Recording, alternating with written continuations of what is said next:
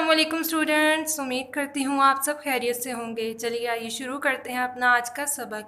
लेकिन स्टूडेंट्स उससे पहले मैं आपको एक कहानी सुनाती हूँ। स्टूडेंट्स ये एक लड़की है और इसका नाम सारा है और सारा की उम्र 7 साल है।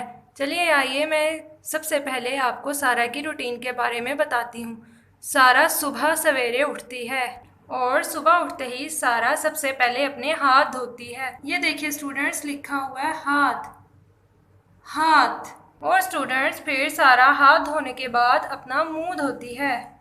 ये देखिए लिखा हुआ है मुंह। फिर स्टूडेंट सारा अपना मुंह हाथ धोने के बाद वज़ू करती है और फिर नमाज़ पढ़ती है। नमाज़ पढ़ने के बाद सारा कुरान पाक की तिलावत करती है और फिर कुरान पाक की तिलावत करने के बाद सारा स्कूल के लिए तैयार होती है। ये देखिए स्टूडेंट्स लिखा हुआ है स्कूल। और फिर सारा स्कूल जाने के लिए अपने कपड़े पहनती है। ये देखिए स्टूडेंट्स लिखा हुआ है कपड़े। तो स्टूडेंट्स सारा क्या पहनती है? कपड़े। ये देखिए लिखा हुआ है पहन। और स्टूडेंट्स सारा सफाई का भी बहुत ख्याल रखती है। अपनी इर्द गिर्द की जगहों को हमेशा साफ सुथरा रखती है। ये देखिए स्टूडेंट्स लिखा हुआ है सफाई। और ये लिखा हुआ है ख्याल। सारा सफाई का ख्याल रखती है। तो स्टूडेंट्स आपको कहानी कैसी लगी? चलिए आइए बुक खोलिए, सफ़ा नंबर 45 यानी के 45। उसमें हम आज सबक पढ़ेंगे। चलिए शुरू करते हैं।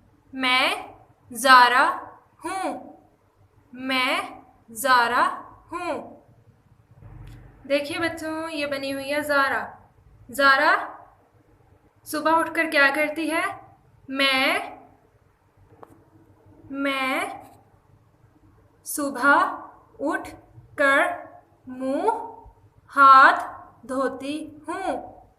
मैं सुबह उठकर मुंह हाथ धोती हूँ। और ज़ारा जब स्कूल जाती है तो क्या करती है? साफ कपड़े पहन कर स्कूल जाती हूँ। साफ कपड़े पहनकर स्कूल जाती हूँ। सफाई का भी ख्याल रखती हूँ। देखिए सारा की तरह ज़ारा भी सफाई का बहुत ख्याल रखती है। सफाई का भी ख्याल रखती हूँ। और हाथ धोकर खाना खाती हूँ। चलें स्टूडेंट्स हम मुश्किल अल्फाज को दोबारा दोहराते हैं और अब आप इन्हें अपनी नोटबुक्स में भी लिखेंगे। तो पहला लफ्ज़ है ख्याल। दूसरा लफ्ज़ है कपड़े। और तीसरा लफ्ज़ है स्कूल। इसी तरह से हाथ और मुंह पहन सफाई।